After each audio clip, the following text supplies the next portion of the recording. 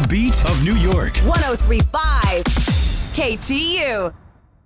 It's Carolina Bermudez with Greg T in the morning and our very special guest, Maury Povich. All right. All right, bro. Old friends, you know, we meet like this, right? I On your show. know. And you just got broed by Greg T. When's the last time you got broed, Yeah, Maury? do you feel like a bro? Bro. Are you a bro? Hey, bro. Yeah? I'm an old bro. You're not, come on.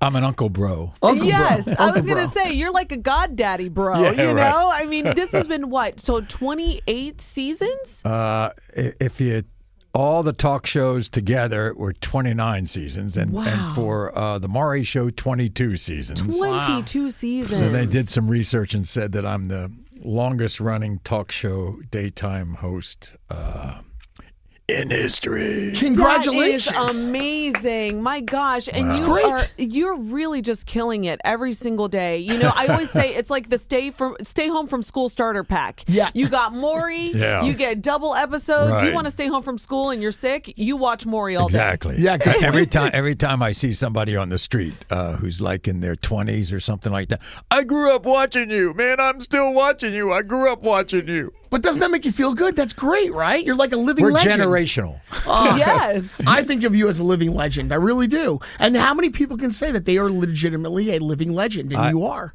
Believe it or not, I had my greatest compliment yesterday. I took the train to the Barclays Center to see a basketball game. Oh, Yeah, nice. the Nets. Yeah, Yeah, the baby. Pelicans. Saw the yeah. Nets and the Pelicans last night. So I'm coming back, and it's late, right? And I get up to leave the train at my stop, and this woman says, "You're an icon."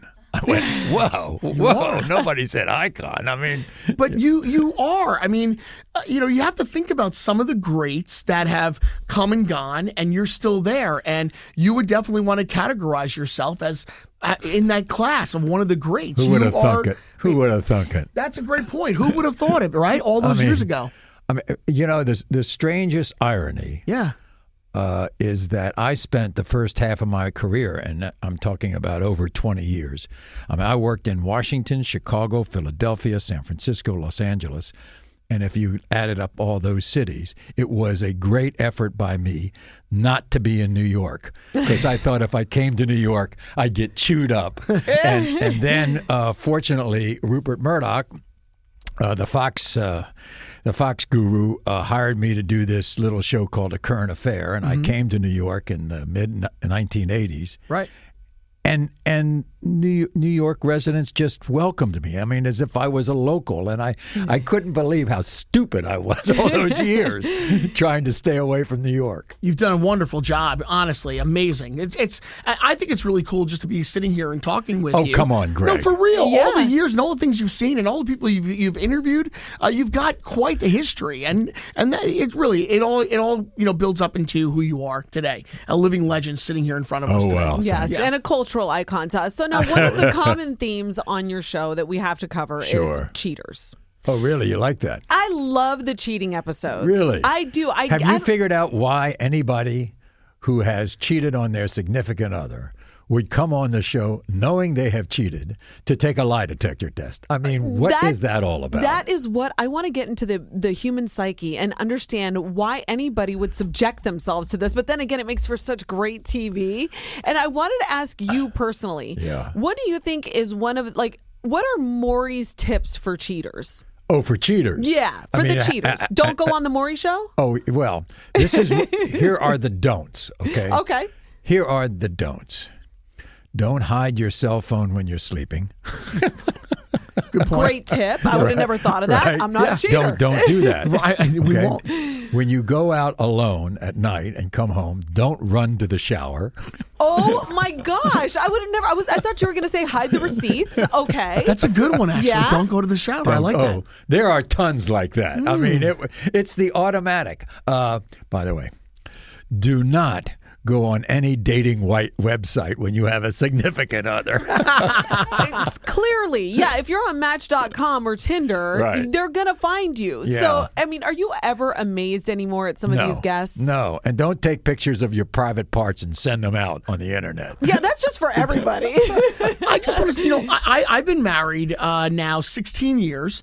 And the thing is, when I started dating, there wasn't a lot of these apps to go on or websites. So I do kind of find it intriguing to see what it would be like today if I was to go on some of these websites. Now, I understand that I can't because I'm married. I got it. But I mean, somebody's got to give me a break. It's always there's always that side of things that you don't know, but you wish you could find out. So how do I get the best of both worlds? Oh, I see, Greg. I'm just saying, I want to do some research. Yeah. One of the problems with my guests are that we have these couples on, and they're going on these websites. The problem is they met on these websites. Oh, I see. Oh, wow. So, yeah. I mean, those websites have been part of their history.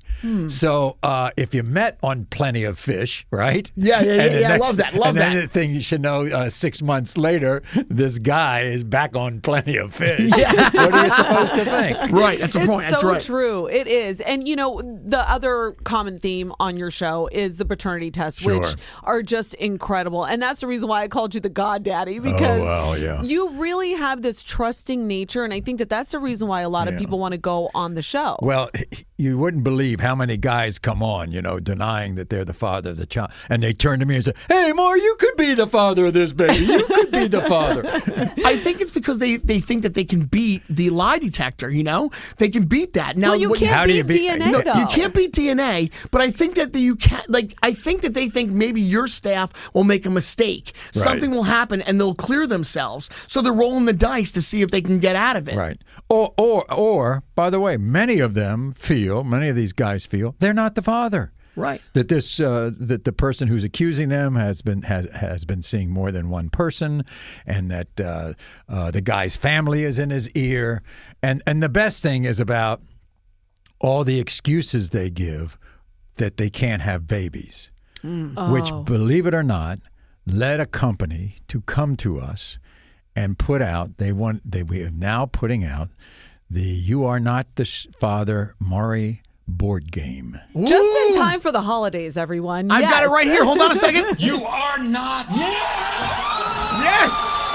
Gather your family and play the Maury game. You are not the father. Exactly. And actually, it says the lie detector determined you'll love this game. Right. This is amazing. Yeah, and it's November 27th. You can get it on Amazon just right there for the holidays. And it's what we call an adult board game. Okay. It's kind of like... what's the name of that game? Oh, Cards Against Humanity. Yes. Oh, great game. Right. Great game. Which is, a great game with Yes. a couple of beers and things. Yes. So this kind of fits right into that kind of realm, and what it surrounds is cards. You try to get all the cards that say you are not the father, and with, by the way, the real outrageous reasons why people have said they're not the father on the Maury Show. Oh, I really? mean, the real quotes. I pulled one card and it said, "The baby doesn't have my hair. You are not the father." Exactly. Yeah, something like that. You are not. I love that. I love that. You know that emphasis? This is how the emphasis came about on the show.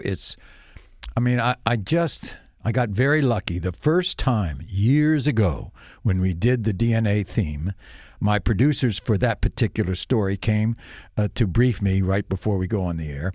And so we were talking about the story of the people involved and everything else. And then they said, well, the result, I said, I don't want to know the result. If I know the result, then I would. I don't want to know anything more than my guests, my live audience, my at-home audience, because I want to be as surprised as they are. Yeah. Which is why you have that kind of inflection. Oh, I love that. Let's do it again. Hold on a second. You are not. It's brilliant, though. Love it. It is, and it was actually one of the questions that I was going to ask you. Are you ever aware, or do you ever open up the envelope and peek in? But I guess that makes perfect sense now. And same thing with the lie detector results. I don't want to know them either. If I knew more than everybody else, I'd skew my questions. Right. I would, I'm holding something back. I want to be as transparent as, hate the word, but I want to be as transparent as, I feel like I'm a politician. I want to be transparent. But I want to be as open as I possibly can. Absolutely. And after 22 seasons, there have to be some memorable guests. And I know that we asked you when you were here last time if there was somebody that stood out or that you've kept in contact with. Is there anyone that you had a soft spot for and that you keep having back on the show or that you've connected with? We have at least one show during sweeps in November where, since you said that, Carolina, we've been on so long. We did a show from 15 years ago. Mm-hmm. We did many shows from 15 years ago, and we brought back many of the guests. For instance, this guy was denying that he was the father of this 2-year-old infant. And did he get into the life of that child? What happened to him and the mother? What did they co-parent? Did they not co-parent? Right. So we bring them back. We brought back an adult paternity story from 15 years ago where a 30-year-old was wondering if this particular guy was her father, and we bring them back. And so we bring back a lot of these guests, which to me kind of buttresses the reason why we do these shows in the first place. We all know that a child has a better chance with two parents in his or her life than one parent. Absolutely. And therefore, if we can get these guys into these children's lives, they have a better chance. And so it's a remarkable show. We're going to use it in November. Oh, I cannot wait to see it. Now, also something else that I've been studying online because I did my research. What? People want to know, what kind of training do your cameramen have? Because they can chase a guest from stage to their dressing room. They said, to the sofa, to the floor. Do you put them through a rigorous training? I mean, they wear knee pads, so they can get down on the floor with their cameras. I mean, there are memes for days about Maury's camera people. It is the funniest thing. When I was looking them up last night, people were talking about them. So, yes, you've definitely made your mark there. And I'll tell you, because of social media, a lot of our success has come through Instagram and YouTube and Facebook. And all of the avenues for social media now, it's remarkable. You go on YouTube, you get these 2-3 minute clips of the show. It's remarkable. Yeah, you have 1.2 million subscribers on YouTube. It's really and crazy. 3.5 million on Facebook. Your show can be more popular on social media than it even is on television.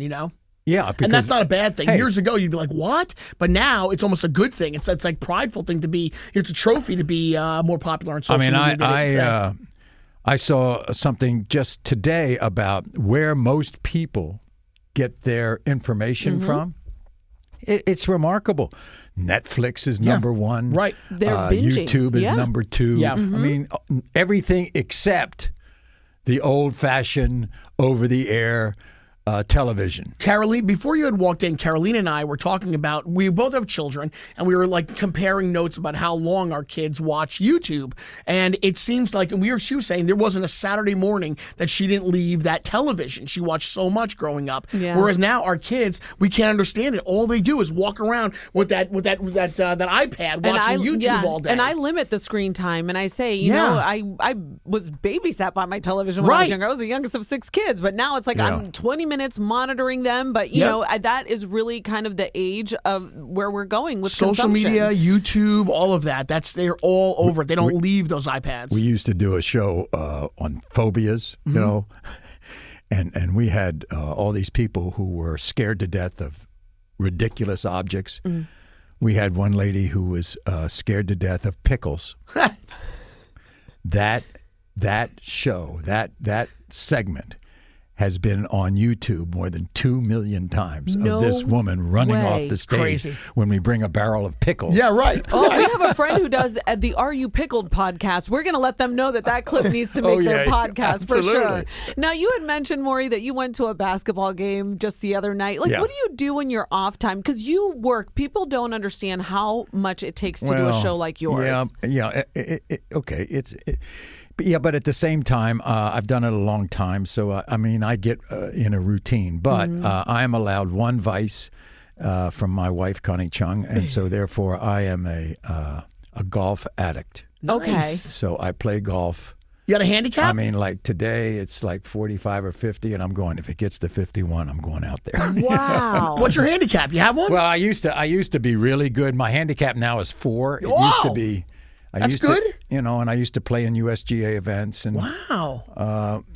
I can't do that anymore. But I've moved up with the tees. I'm not hitting from the back tees anymore. I'm only allowed to play golf on Sundays, and I always tell my friends I do what I think is golf. Right. Well, that's okay. I hack it all over the place. Well, that's all right, as long as you enjoy it. I really do enjoy it a lot. I find it's really relaxing for me to get out there. That's when I first did it, when I was working at my first job in Washington, D.C., and I was working at the Fox station there. Mm-hmm.